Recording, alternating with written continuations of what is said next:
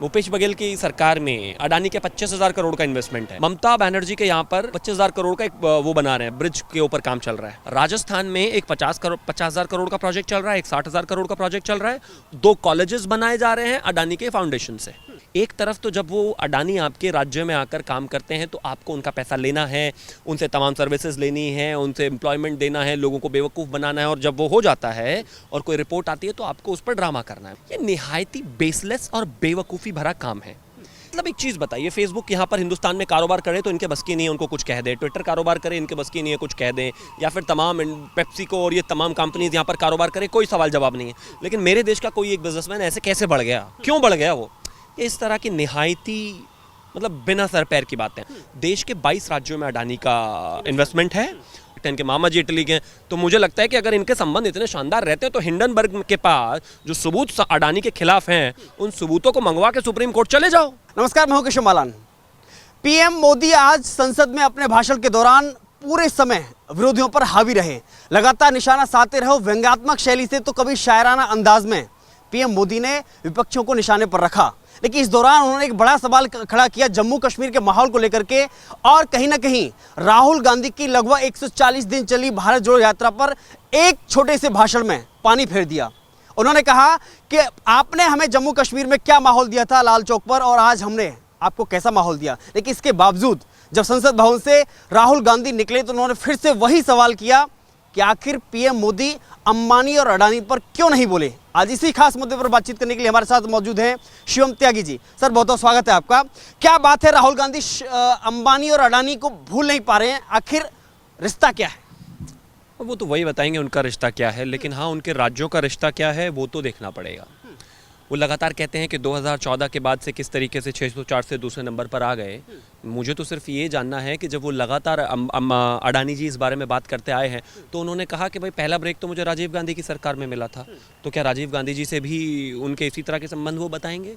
उसके बाद अगर मैं बात करूँ तो 2014 से पहले भी उनको तमाम तरह के बिजनेसेस मिलते रहे। राहुल गांधी को एक चीज़ समझनी पड़ेगी और इस देश को भी समझ लेनी चाहिए कि किसी के साथ तस्वीर होने से आप ये कहने लगे कि क्या रिश्ता क्या कहलाता है, बात क्या है। आप सामाजिक जीवन में हैं और इस देश के 22 राज्यों में अडानी का कारोबार है, जिसमें से अगर मैं विपक्ष की सरकारों का जो कि मैं अभी गिनाने लगूँ तो अपने आप समझ में आ जाएगा। जब आपको पैसा चाहिए होता है, जब आपको बिजनेस चाहिए होता है, जब उसी अडानी के नाम पर आप जो है अपने राज्य में जाकर लोगों को बेवकूफ़ बनाते हैं कि मैं एम्प्लॉयमेंट दूंगा या दूंगी, मैं जो है इतने लोगों की नौकरी दूंगा, रोजगार दूंगा, तब तो अच्छा होता है। लेकिन जब उनके ऊपर कोई एक कंपनी जो खुद का स्टेटस को जो स्टेटस है वो ख़राब है, जब वो इस तरह के एलिगेशंस लगाने लगती है तो वो केंद्र सरकार के हो जाते हैं। ये हिपोक्रेसी नहीं चल सकती। एग्जाम्पल, आप मुझे एक चीज़ बताइए, भूपेश बघेल की सरकार में अडानी के 25,000 करोड़ का इन्वेस्टमेंट है, तो 25,000 करोड़ में क्या तब इनको दिखाई नहीं दिया कि वो किस तरीके से उनकी वेल्थ बढ़ी है? लोग कह रहे हैं, कांग्रेस वाले कह रहे हैं कि पिछले 4 साल से राहुल गांधी लगातार बोलते आ रहे हैं, तो राहुल गांधी जनता और देश को बोलने से पहले अपने चीफ मिनिस्टर को समझा देना कि भाई इनका 25,000 करोड़ मत लो, छोड़ दीजिए इनको। ममता बनर्जी के यहाँ पर 25,000 करोड़ का एक वो बना रहे हैं, ब्रिज के ऊपर काम चल रहा है। ममता बनर्जी को क्या ये नहीं पता कि ये पैसा गलत है? और अगर ये लगातार बोलते आते हैं तो लिया क्यों जा रहा है? राजस्थान में एक 50,000 करोड़ का प्रोजेक्ट चल रहा है, एक 60,000 करोड़ का प्रोजेक्ट चल रहा है। 2 कॉलेजेस बनाए जा रहे हैं अडानी के फाउंडेशन से। तो ये पैसा क्यों ले रहे हैं? अगर आपको लगता है कि वो इतना गड़बड़ झाला कर रखा है उन्होंने और इतना नुकसान है और उनकी वेल्थ गलत है और ओवर प्राइसिंग हुई है और ये कैसे हो गया, ये सब केंद्र सरकार कर रही है, तो भाई ले क्यों रहे हो पैसा? एक तरफ तो जब वो अडानी आपके राज्य में आकर काम करते हैं तो आपको उनका पैसा लेना है, उनसे तमाम सर्विसेज लेनी है, उनसे एम्प्लॉयमेंट देना है, लोगों को बेवकूफ़ बनाना है, और जब वो हो जाता है और कोई रिपोर्ट आती है तो आपको उस पर ड्रामा करना है। मुझे आप एक चीज़ बताइए, कोई सी भी जगह उठा लीजिए, छत्तीसगढ़ उठा लीजिए, राजस्थान उठा लीजिए, केरला की सरकार यूडीएफ सरकार ने वहाँ पर 705 करोड़ रुपये में पोर्ट बेच दिया, उसको बताइए क्या करेंगे? 705 करोड़ रुपए अडानी से कमा लिए। महाराष्ट्र में आ जाइए, महाविकास आघाड़ी की सरकार ने इन्वेस्टमेंट कराया वहाँ उन्होंने पोर्ट दे दिया, छोड़ दीजिए उसको। 1992-93 में मुद्रा पोर्ट को दिया था, चमन भाई पटेल की सरकार हुआ करती थी कांग्रेस की गुजरात में, और दिल्ली में होती थी नरसिंह राव की सरकार। वहाँ पर जब मुद्रा पोर्ट दिया तो तब क्या आपने उनसे पैसा खाया था? ये निहायती बेसलेस और बेवकूफ़ी भरा काम है। एक देश के बिजनेसमैन को एग्जाम्पल लीजिए आप, अमेरिका में जब तमाम तरह की कंपनीज़ बढ़ी, चाहे वो अमेज़ॉन हो, चाहे वो और तमाम कंपनीज़ हो, वो भी इसी तरीके से बढ़ी, कोई दिक्कत नहीं आई। उससे पहले जापान में शायद मेरे ख्याल तोशिबा बढ़ी थी, तब भी उसी टाइम का यही माहौल था। चाइना में आप अलीबाबा ले लीजिए, तमाम कंपनीज ले लीजिए, हर आदमी चाहता है कि मेरे देश का बिजनेसमैन बढ़े, क्योंकि एम्प्लॉयमेंट जो है वो उसी से जनरेट होता है। और कल अगर वर्ल्ड में कोई भी सिचुएशन या कोई भी दिक्कत पैदा होती है तो हमारे युवाओं को परेशानी नहीं होगी रोजगार की। लेकिन अगर दिक्कतें बढ़ेंगी, किसी भी कंट्री से टसल बढ़ेगा और उस कंपनी का बिजनेस यहाँ पर बहुत ज़्यादा है, तो बड़ी परेशानियाँ पैदा होंगी। लेकिन वो उनको चाहिए। मतलब एक चीज़ बताइए, फेसबुक यहाँ पर हिंदुस्तान में कारोबार करे तो इनके बस की नहीं है उनको कुछ कह दे, ट्विटर कारोबार करे इनके बस की नहीं है कुछ कह दें, या फिर तमाम पेप्सिको और ये तमाम कंपनीज यहाँ पर कारोबार करे, कोई सवाल जवाब नहीं है। लेकिन मेरे देश का कोई एक बिजनेसमैन ऐसे कैसे बढ़ गया, क्यों बढ़ गया वो? इस तरह की निहायती मतलब बिना सर पैर की बातें। अब उनसे पलट के कोई पूछ ले कि बताना जरा रॉबर्ट वाड्रा कैसे बढ़ गया 2004 से और 2014 तक इतना, जवाब नहीं देंगे। और उनके ऊपर तो एलिगेशंस भी हैं और उनके ऊपर तो चार्जेस भी हैं और वो तो ईडी के चक्कर भी काटते हैं। गौतम अडानी की कोई कंपनी अभी तक जो है डिफ़ॉल्ट नहीं हुई है, कहीं पर भी लोन पेमेंट में डिफ़ॉल्ट नहीं हुआ है, कुछ नहीं हुआ है। इस तरीके से एक फर्जी कंपनी जो शॉर्ट सेलिंग करती है शेयर बाजार में, जिसके ऊपर खुद तमाम तरह की एलिगेशंस हैं, उसको आधार बनाकर आप लगातार चीज़ें पूछ रहे हैं। और फोटो कौन सी दिखा रहे हैं? वो गौतम अडानी की प्रधानमंत्री जब शायद मुख्यमंत्री या उससे पहले की फोटो दिखा रहे हैं, जब एक चॉपर में है। इस हिसाब से तो अभी पिछले दिनों गहलोत साहब के साथ भी अडानी जी बैठे हैं, उनका भी संबंध अच्छा हुआ है। ममता बनर्जी के साथ भी बैठे हैं, उनका भी संबंध अच्छा हुआ है। भूपेश बघेल के साथ भी बैठे हैं, उनका भी अच्छा हुआ है। छोड़ दीजिए इनको। 35,000 करोड़ तो उत्तर प्रदेश में जब अखिलेश यादव थे उन्होंने भी लिया था अडानी से। ये मतलब ये मुझे समझ में नहीं आता। ये कोई ऑक्सफोर्ड से रिटर्न बताता है अपने आप को, कोई ऑस्ट्रेलिया से रिटर्न बताता है, और बेसिक सी मैथ नहीं कर पा रहे हैं। देश के 22 राज्यों में अडानी का इन्वेस्टमेंट है और 22 राज्यों में वो कारोबार कर रहे हैं और वहीं से उन्होंने पैसा बनाया है। और मैं ऐसा मानता हूं कि देश का बिजनेसमैन अगर कोई पैसा बनाता है तो एम्प्लॉयमेंट हमारे देश में है, इंफ्रास्ट्रक्चर हमारे देश को मिलेगा, चीज़ें हमारे देश के लिए बेहतर होंगी, पर कैपिटा इनकम हमारी बढ़ेगी, जीवन यापन की सुविधाएं ज़्यादा बेहतर होंगी, तमाम चीज़ें बेहतर होंगी। इस तरह के एलिगेशंस का कोई तुक नहीं है। जहाँ तक प्रधानमंत्री की बात है, उन्होंने बिल्कुल सही कहा। कश्मीर को क्या छोड़ कर गए थे? 58 साल राज करने के बाद अगर एक देश के एक हिस्से में तिरंगा भी ना लहराया जा सके, इतनी हिम्मत ना हो पाए इनकी, वो भी अब 370 हटने के बाद पहली बार लाल चौक पर राहुल जी ने जाकर फहरा दिया, क्योंकि 370 नरेंद्र मोदी ने हटा दी थी, वरना इनके बस की तो वो भी नहीं था। अपनी सरकार में क्यों नहीं कर दिए? तब तक नहीं किए। 2019 में 370 पड़ी, 2014, 15, 16, 17, 18 में कहाँ थे? तब लहराते ना जाकर वहाँ पर। लेकिन इस सरकार ने काम किया है। क्या हालत थी? तमाम चीज़ों को लेकर इस देश में जो चीज़ें हुई हैं, चाहे वो सुरक्षा व्यवस्था की बात हो, चाहे वो 370 की बात हो, चाहे वो तमाम चीज़ों के उत्थान की बात हो, ये सब इसी सरकार ने किया है। आज उस पर ही बात करने की आवश्यकता है। मतलब कमाल की बात हो गई। जिस चीज़ में एक फाइनेंशियल क्राइम की बात हो रही है, उसमें भी जो है सेबी देखरेख कर रहा है, ऑलरेडी इन्वेस्टिगेशन चालू है। उसके ऊपर आप चाहते हैं कि एक जॉइंट पार्लियामेंट कमेटी बनाए। जॉइंट पार्लियामेंट कमेटी तो इन्होंने राफेल में भी कहा था, लेकिन सुप्रीम कोर्ट में क्या हुआ? चुपचाप जाके नाक रगड़ के माफ़ी मांगनी पड़ी ना इनको कि झूठ बोल रहे थे ये। तो मुझे लगता है कि देश का समय बिना किसी बात के बेकार चीज़ों में जाया करने का कोई लॉजिक है नहीं।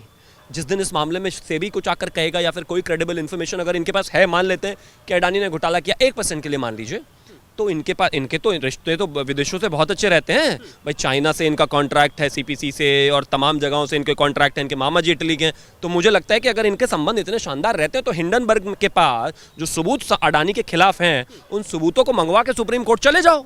2 मिनट में दूध का दूध पानी का पानी हो जाएगा। लेकिन नहीं जाएंगे क्योंकि होता क्या है कि बस वो आरोप लगाना है और भाग जाना और फिर बाद में माफ़ी मांगनी है। ये भी केजरीवाल 2.0 होते जा रहे हैं कि पहले आरोप लगाएंगे और फिर माफ़ी मांगेंगे। देखिए बात है, चाहे अमेजोन की बात रही हो, चाहे फेसबुक की बात रही हो, एक झटके में हज़ारों लोगों को बेरोजगार कर देना, चाहे ट्विटर की बात रही हो। लेकिन सवाल बार बार देश के उद्योगपतियों पर, चाहे वो अडानी है, चाहे स्वदेशी है, चाहे वो पतंजलि है, आखिर स्वदेशी से इतनी नफरत क्यों?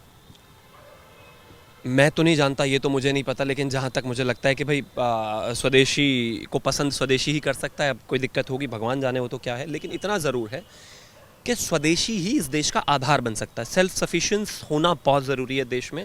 अगर हम मैन्युफैक्चरिंग में बेहतरीन होंगे, दुनिया के बेहतरीन मुल्क, सबसे नंबर 1 बेहतरीन देश में होंगे, तो वो हमारे लिए फ़ायदा है। अगर सर्विस इंडस्ट्री में हम सबसे बेहतरीन नंबर 1 होंगे तो ये हमारे लिए फ़ायदा है। अगर टूरिज्म में नंबर 1 होंगे तो हमारे लिए फ़ायदा है। अगर इंफ्रास्ट्रक्चर देश का सबसे नंबर 1 होगा तो वो हमारे लिए फ़ायदा है। दूसरी कंपनीज़ यहाँ पर आएँ, यहाँ पर कारोबार करें और उसके बाद पैसे को लेकर चले जाएँ, तो उससे बेहतर ये है कि अपनी कंपनीज़ और अपने लोग आगे बढ़ें। मैं मानता हूँ कि कुछ भी समृद्धि अगर देश में होनी चाहिए या हो तो वो अपने लोगों के थ्रू हो तो ज़्यादा बेहतर है। क्योंकि आप कमाल की चीज़ है। अब आर्टिफिशियल इंटेलिजेंस देखिए, अगर हम बात करें नेटवर्क की, अगर पूरी दुनिया का कंट्रोल किसी एक देश के पास है सोशल मीडिया का, और कल हमारे संबंध उस देश से ख़त्म हो जाएं, तो वो तो 1 सेकंड में पूरे देश को पैरालाइज कर सकता है। सिस्टम हैक, खत्म कहानी। आप क्या करते रहिए, Twitter, social media, Facebook, WhatsApp, कुछ नहीं कर पाएंगे। बेहतर है अपना बनाए ना, कि कल अगर मेरे देश को कोई दिक्कत भी आती है तो कोई हमारा सिस्टम ऐसे हैक नहीं करेगा। हम मंगल पर जाकर 114 ग्रह वो जो छोड़े थे हमने, जो सैटेलाइट्स छोड़े थे, वो किस लिए छोड़े थे? ताकि हम इंडिपेंडेंट बने, हमारी चीज़ें कल टेक्नोलॉजी आए। एग्जाम्पल यहाँ पर आता है अपना इलॉन मस्क आता है, वो अपनी टेस्ला यहाँ पर लाता है। मान लीजिए कल अमेरिका से संबंध हमारे खराब हो जाते हैं, एग्जाम्पल 1% के लिए मान लीजिए, हाइपोथेटिकली, तो वो तो सारा सिस्टम क्रैश करके 2 मिनट में जीरो कर देगा, सारी गाड़ियां जहां हैं वहीं खत्म हो जाएगी। हम सेल्फ रिलायंट क्यों नहीं बन सकते? इंसान को, देश को बहुत ज़रूरी है, जो लगातार लोकल टू ग्लोबल इस देश के प्रधानमंत्री ने कहा, लगातार आत्मनिर्भर कहा। अगर 21वीं सदी में 140-150 करोड़ की जनता के साथ आज हम आत्मनिर्भर नहीं बनेंगे, जब सबसे बड़ी मार्केट हमारे पास है और सारी दुनिया हमसे लूट के जा रही है, तो फिर आगे कभी नहीं बन पाएंगे। यही समय है जब बनना चाहिए, और मैं इसमें कहीं कोई दो राय नहीं है। बिजनेसमैन के पास वेल्थ होगा, वो इन्वेस्ट करेगा, गवर्नमेंट्स को और टैक्सेशन में पैसा मिलेगा, एम्प्लॉयमेंट मिलेगा, रोजगार और तमाम तरह की चीज़ें मिलेंगी, इंफ्रास्ट्रक्चर डेवलप होगा, तो ये देश के लिए बहुत बेहतर वाली चीज़ है। अब हमारे मामा तो इटली के नहीं है ना कि भाई हज़ारों करोड़ रुपए हमारे बैंक में पड़े, कोई दिक्कत ही नहीं है हमें। यहाँ के युवा को चाहिए रोजगार, और जो इस देश के बिजनेसमैन और सरकार मिलकर ही एक प्रोग्राम बनाकर दे सकते हैं। एक सवाल ये है कि मोदी जी भले ही ये कहते हो कि हमने आपको सुरक्षित माहौल दिया है, चाहे आपने लाल चौक पर जाकर झंडा फहराया हो, चाहे भारत जोड़ो यात्रा के, लेकिन उस बीच में भी राहुल गांधी ने एक बार नहीं कई बार सवाल खड़े किए कि मेरी सुरक्षा में चूक हुई और मेरी सुरक्षा की जिम्मेदारी सरकार की। देखिए, लगातार उनके पास इस समय Z+ है, अगर मैं गलत नहीं हूँ तो शायद SPG नहीं है। पहली बात तो ये कि जब उनके पास SPG थी तो बिना बजाए महीने में 5 बार देश से बाहर जाते थे। SPG पूछती रहती थी, कभी उन्होंने उसका अपडेट नहीं किया, उसी करके सरकार को उनसे SPG लेके Z+ देना पड़ा। अगर आप वहाँ थोड़े से उसको लेकर संवेदनशील होते और अपने पता नहीं कहाँ जाते हैं, बैंकॉक, थाईलैंड, वो तो भगवान ही जाने या वो जाने, जब जाते थे अगर बता के जाते तो शायद SPG ना हटती। चलिए, आज फिर भी Z+ है, वो भी कोई कम सिक्योरिटी नहीं है, उसमें भी कुछ प्रोटोकॉल्स होते हैं नेता के, जहाँ उनको चीज़ें करनी है। 50,000, 10,000, 5,000 लोग खड़े हैं और एक नेता जाकर सीधा उनमें घुस जाए जिनको सिक्योरिटी थ्रेट है। SPG के 50-60 लोग, 100 लोग Z+ के या कोई भी कैटेगरी की सुरक्षा, वो क्या कर लेंगे? वो आपका अपना बर्ताव भी बेहद आवश्यक है, जो ठीक रहना ज़रूरी है। आप यात्रा कर रहे हैं, आप सिक्योरिटी की बात कर रहे हैं। जम्मू कश्मीर में तो कोई झंडा नहीं फहरा सकता था, वो तो 10,000 लोगों के साथ झंडा फहरा कर आए हैं। इससे बड़ी सिक्योरिटी क्या चाहिए? उनके ज़माने में थी क्या सिक्योरिटी? क्या हालत होती थी? अगर किसी ने झंडा फहरा दिया तो अगले दिन बम फट जाता था उसके यहाँ पर। वो सिक्योरिटी नहीं थी। आज सिक्योरिटी है उनके पास, लेकिन फिर भी मैं कहूँगा कि अगर उनको लगता है कि सिक्योरिटी ब्रीच का उनका सिस्टम है, तो थोड़ा उनको खुद भी ध्यान रखने की ज़रूरत है, संवेदनशील रहने की ज़रूरत है। इस देश ने काफ़ी सारे नेता इस तरीके से खोए हैं और वो देश के नेता होते हैं, ऐसा नहीं होना चाहिए। लेकिन इसमें नेता की जिम्मेदारी थोड़ी ज़्यादा हो जाती है कि जब आप हाई रिस्क जोन में हैं तो आप थोड़ा सिक्योरिटी खुद भी लेकर चलें। मैं आखिरी सवाल करूंगा। मोदी जी ने कहा है कि मेरे पास में, मेरे साथ में 140 करोड़ जनता का आशीर्वाद है, लेकिन कुछ युवा PM बनने के सपने देख रहे हैं। अब वो पता नहीं, मुझे लगता है जब उन्होंने युवा कहा होगा, इस देश के प्रधानमंत्री ने, तो थोड़ा धीरे से कहा होगा, वो सरकाज़म में कहा होगा। वो कांग्रेस वालों को या उस युवा को समझ में आया या नहीं आया मुझे नहीं पता। मेरे देश में 55-50 साल से ऊपर कोई युवा होता नहीं। हमारे यहाँ तो सीधा 18 से 21 साल तक नौकरियाँ मिलती हैं, और ज़्यादा करके चलो 30 ले लो। मैं ही अपने आप को युवा नहीं मानता, मैं ही 30 क्रॉस कर गया। एक आदमी की एवरेज उम्र 60-70 साल है, चलिए 70 ले लीजिए, उसमें से अगर 55 जी लिया तो युवा कौन से हिसाब से है? या फिर आदमी बूढ़ा और जवान हो ही नहीं रहा? ये नहीं हो सकता। तो ये तो तर्कहीन है। लेकिन प्रधानमंत्री बनने की जहां तक बात है, मैं कहता हूं प्रधानमंत्री बनने का ख्वाब वो देख सकते हैं। उनके परिवार में 4-5 प्रधानमंत्री इस देश ने दिए हैं। पहले उनके नाना जी को दिया, फिर उनकी दादी जी को दिया, फिर उनके पिताजी को दिया, फिर उनकी माता जी को सुपर प्रधानमंत्री दिया। और वो उनका सपना देखना नेचुरल है। जब वो पैदा हुए होंगे तो मतलब ये कहा होगा कि प्रधानमंत्री पैदा हुआ है देश मतलब घर में, तो उसमें गलती नहीं है उनकी। लेकिन अब वो ज़माना बदल गया है। अब यहाँ पर ऐसा नहीं है कि राजा का बेटा राजा बनेगा और अगर प्रधानमंत्री के घर बेटा पैदा हुआ है तो प्रधानमंत्री बनेगा। नहीं, जनता के बीच में जाइए, आशीर्वाद लेकर आइए, और अपनी बात और अपनी माध्यम और अपनी चीज़ें पहुँचाने के 100 तरीके हैं। लेकिन जब आप अगर जनता को कन्विंस नहीं कर पाएंगे, उनसे आशीर्वाद नहीं ले पाएंगे, तो कभी भी नहीं जीत पाएंगे। राहुल गांधी मेरे हिसाब से इस देश के लौते ऐसे नेता हैं, और उनकी पार्टी में उनके बाद कुछ ऐसे नेता हैं कि सुबह उठकर अगर न्यूज़ चैनल्स को, मीडिया को कोई खबर नहीं मिल रही तो जाकर 5 मिनट उनका इंटरव्यू ले लीजिए। गारंटी की बात है, कोई ना कोई खबर जरूर दे देंगे वो। चाहे वो कोई शब्द गलत बोल देंगे, चाहे कोई सेंटेंस गलत बोल देंगे, या सेना पिट रही है, या कुछ ना कुछ ऐसा ज़रूर कर देंगे। तो जो आदमी 5 मिनट भी मतलब पॉजिटिव कंटेंट पे, रचनात्मक कंटेंट पे ना बोल सके, वो प्रधानमंत्री अगर बन गया तो अभी तक तो हमारा हंसी मजाक इस देश में ही होता है, फिर वो बाहर जाके पता नहीं कैसी कैसी स्पीचेस देंगे, पढ़ा हुआ अभी लिखा हुआ भी सही से पढ़ पाएंगे या नहीं, भगवान मालिक है। लेकिन फिर भी मेरी उनको शुभकामनाएं कि भगवान करे प्रधानमंत्री इस जन्म में तो शायद नहीं लगता बनेंगे कभी।